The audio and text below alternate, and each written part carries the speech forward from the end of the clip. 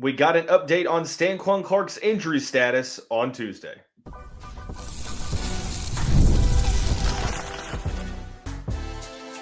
You are Locked On Louisville, your daily podcast on the Louisville Cardinals.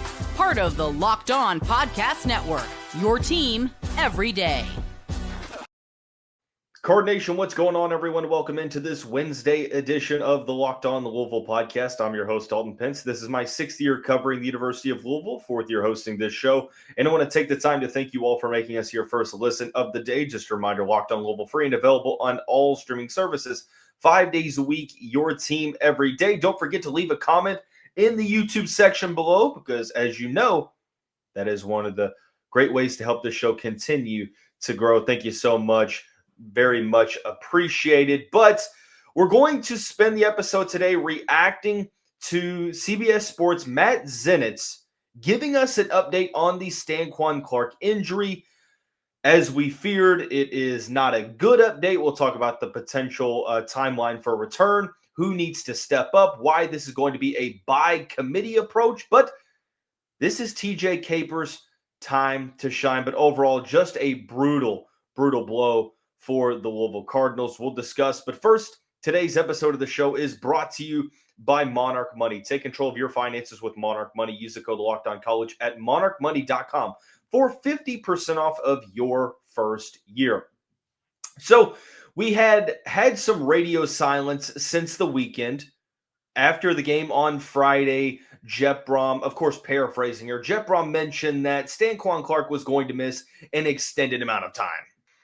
And that's about all we got, right? And we were kind of waiting early this week to get some sort of a diagnosis. And I guess with having the bye week, there wasn't the weekly press conference, so didn't get to ask Jeff Brom any more questions regarding Stanquan Clark. But on Tuesday, CBS Sports' Matt Zenitz had this to say in a tweet. Louisville star linebacker Stanquan Clark is expected to be out a while due to a lower leg injury, sources tell CBS Sports. As I noted in this post earlier, the belief is that it will be well into October, at the very least, until he's back. He goes on to say, adjusting the wording since it seemed like there was some confusion based on the wording of the initial tweet. It's a tough blow for Louisville and Clark, who was a 2024 All-ACC honorable mention selection. And then he talks about a rundown of Louisville's upcoming schedule. So it's an update, but it's not as clear, I think, as fans would have wanted it to be. Now, look, I know the speculation. I'm not going to mention it on the show out of respect for Stanquan Clark. We don't have a confirmation on what exactly the injury is. It's just classified as a lower leg injury, but you can just kind of tell watching that game on Friday night. You watch that play again and had to get carted off afterwards. Towel over his head, visibly distraught. Usually that is the sign of a pretty severe injury. And if he's got to miss a significant amount of time, over a month, I would suggest that that is indeed a severe injury. So, I mean, if you understand or if you know what the speculation is, I mean, cool. I'm just not going to comment on what people think it might be until it actually gets confirmed. But it's officially, once again, ruled a lower leg injury. But we're going to react to this specific tweet because it's the only thing that we have to go off of as of Tuesday night when I'm recording this. Couple things of note here. First of all, out a while is as vague as you could possibly be. Now, that's no disrespect to Matt. I'm not suggesting that that he's wrong for sending this out, or I'm not criticizing him either. But man, this is pretty vague, right? Out a while due to a lower leg injury. And what makes it even more interesting is this part.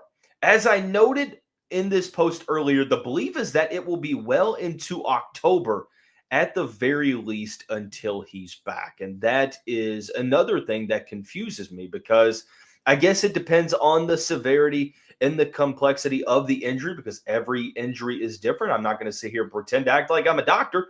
The only thing that I'm proficient at is scrolling WebMD and causing my mental health to spiral by going down a rabbit hole. But that's as far as, my doctor abilities go and my medical background goes, but well into October.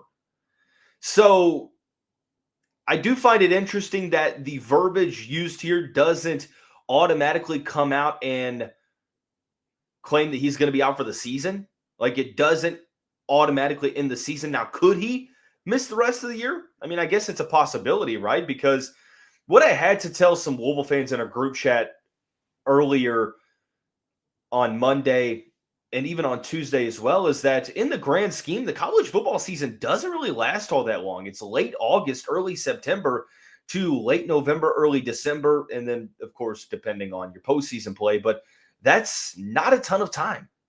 Not a ton of time at all. You're talking about 3 months of play, give or take. So a severe lower leg injury when you're already 2 weeks into the season, I mean, of course it could definitely put Stanquan Clark's season in jeopardy. And I hope that he's not going to have to miss the season because this is a brutal blow. You're talking about a guy that was an all-ACC honorable mention last year. This was supposed to be a money season for him to where if he plays good enough, he could get drafted in the NFL. Like, he's got all the talent in the world. I thought that this was going to be the year that he takes that, sizable step that puts him on NFL draft radars. But unfortunately, this injury definitely derails the season. Now, will it end his season?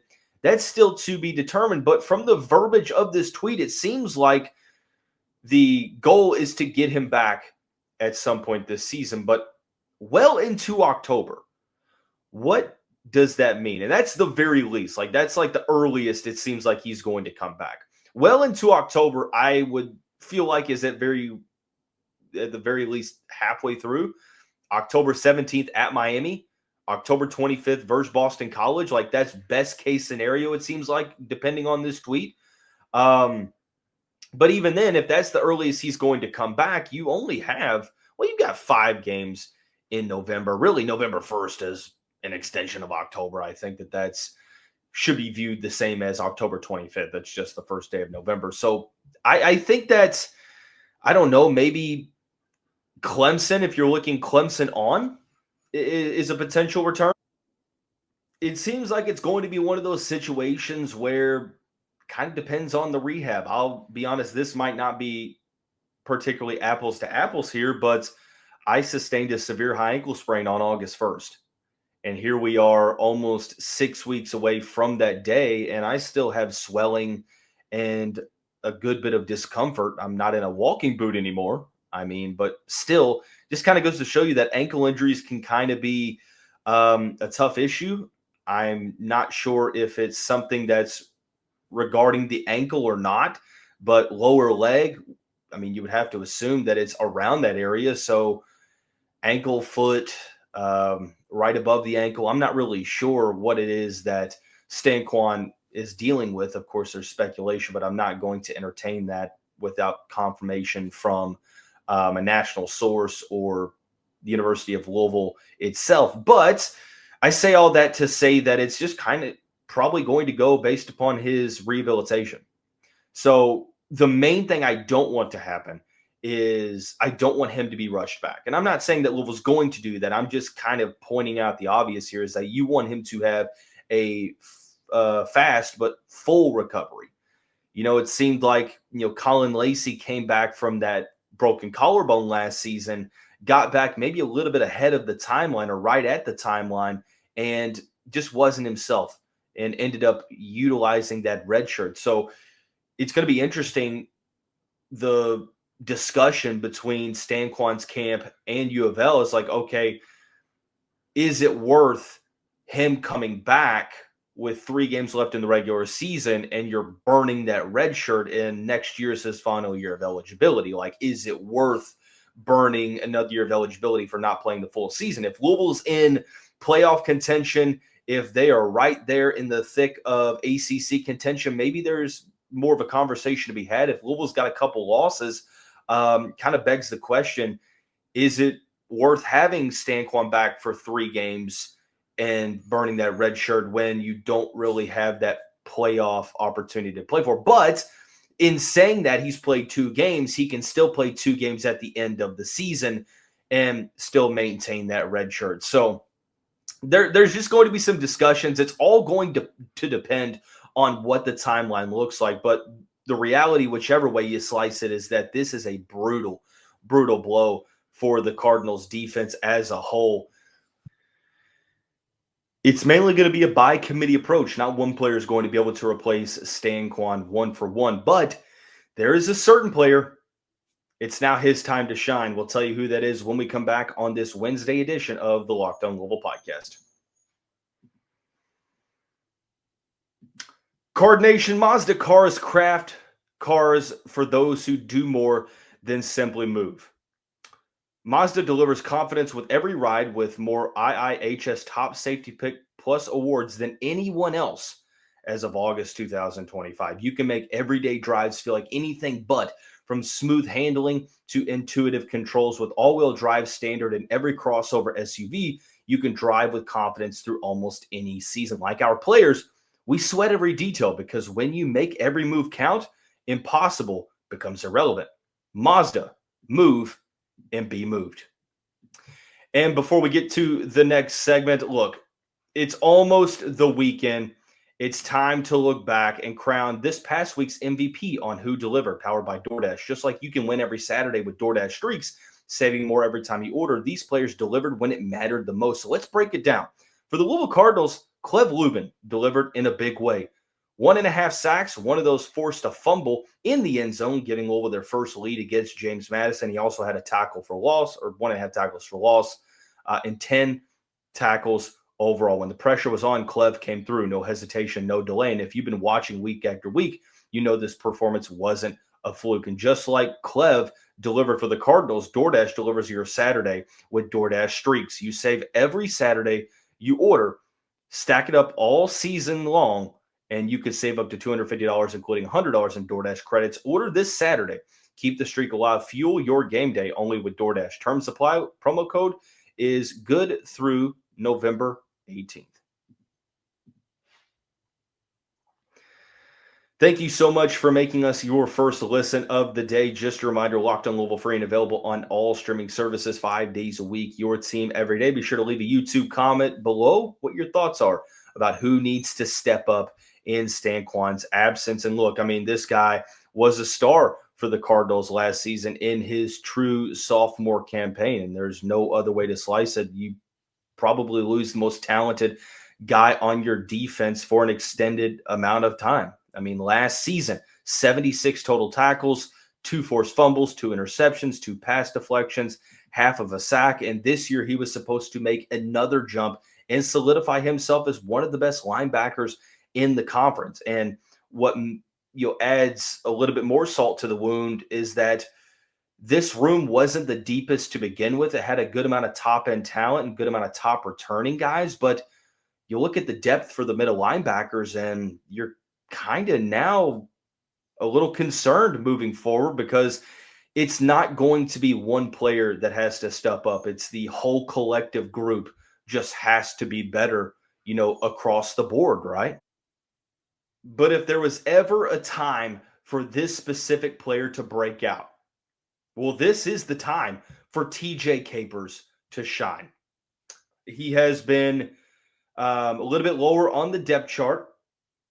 Of course, in his time at Louisville, he was the highest ranked commitment in program history in the 2023 class before reclassifying to 2022 for reclassifying to the 2022 class. Now, look, he had to deal with, well, actually, my apologies, not the 2022 class, but he reclassified, joined the Cardinals in 2023, and ended up redshirting because he was dealing with an injury. So when he was supposed to be a high school senior, he was with the University of Louisville football program, but he was rehabbing that injury, learning the playbook.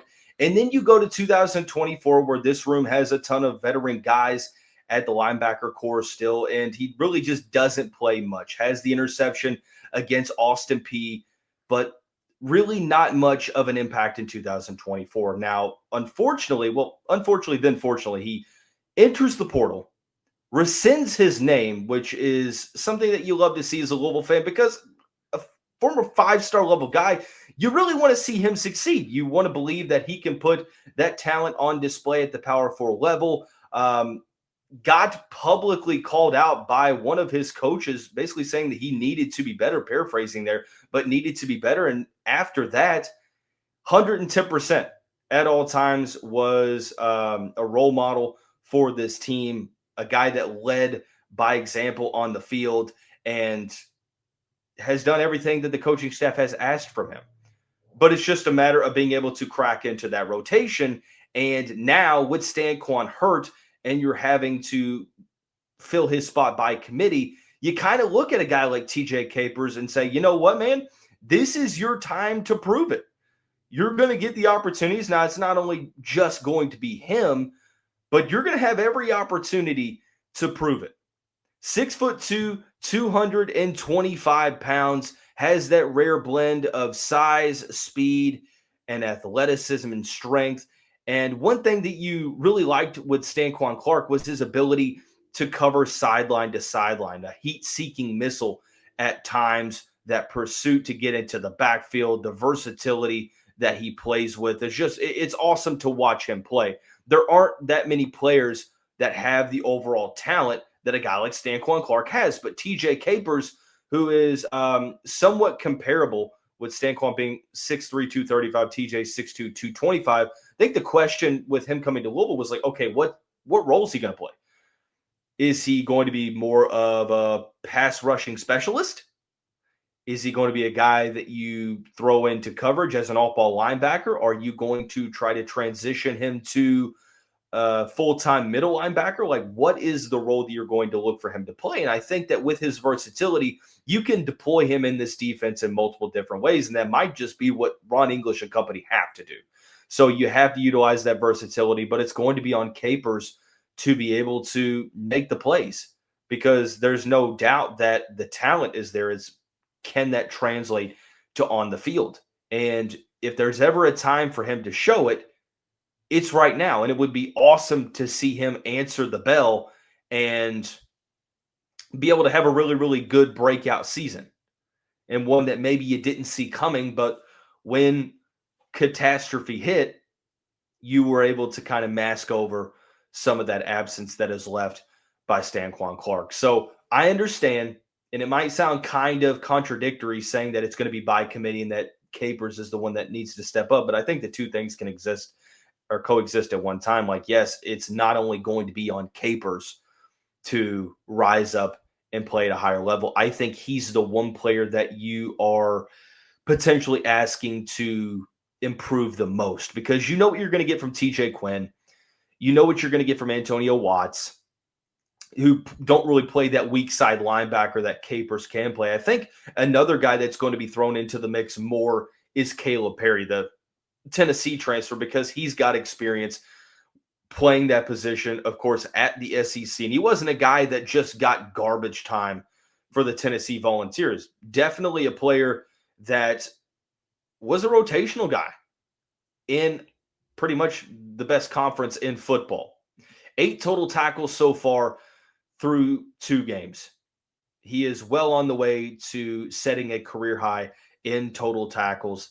6'3", 230 pounds. I think that his ability to not only defend the run, but more importantly, be solid in pass coverage, that's what you love the most. That's what you need the most, is to replace Stanquan's coverage ability. Stanquan had 2 interceptions last year.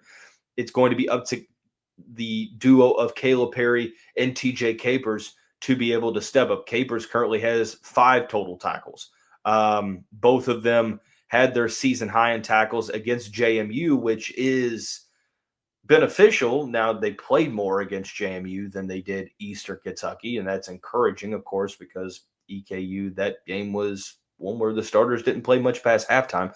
But with it being by committee, the most obvious answers for next man up are TJ Capers and Kalib Perry. You're probably going to see a healthy dosage of both. But there are some other guys that could either slide into that role if you need them to. Some players that maybe you weren't expecting to play a whole lot this year. Maybe now they have to, because there's just not a ton of depth.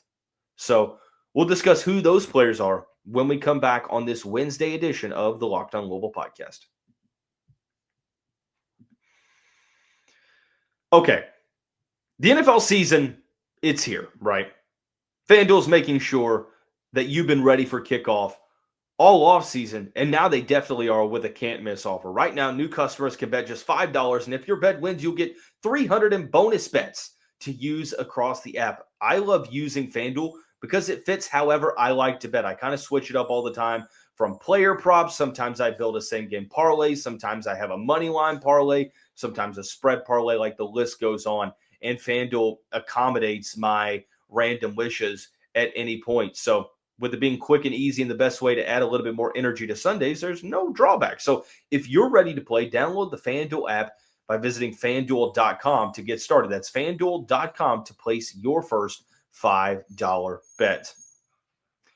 Let's also tell you about our friends over at Monarch Money. Look, most people can't name all of their financial accounts or even what they're worth, whether it's 401ks, properties, or investments.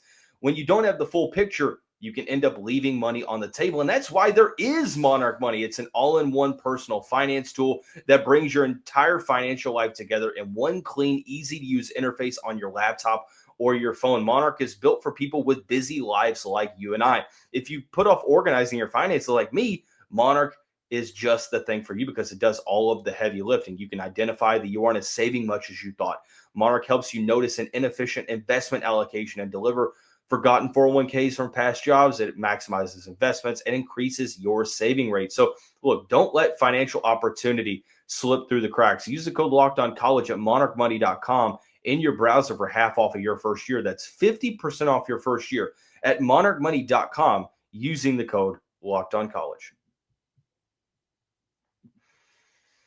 Card Nation, we're continuing talk during this bye week, continuing tomorrow with an episode about the Cardinals offense and why you shouldn't be giving up on Miller Moss just yet. And you might think it's too early for me to say that, but I've been seeing it all across social media. So it's time to address that discussion and offer some rebuttal. But that's coming up on the show tomorrow. But we're concluding our linebacker talk today. Of course, Stanquan Clark expected to miss, quote unquote, a good amount of time, whatever verbiage Matt Zenitz used.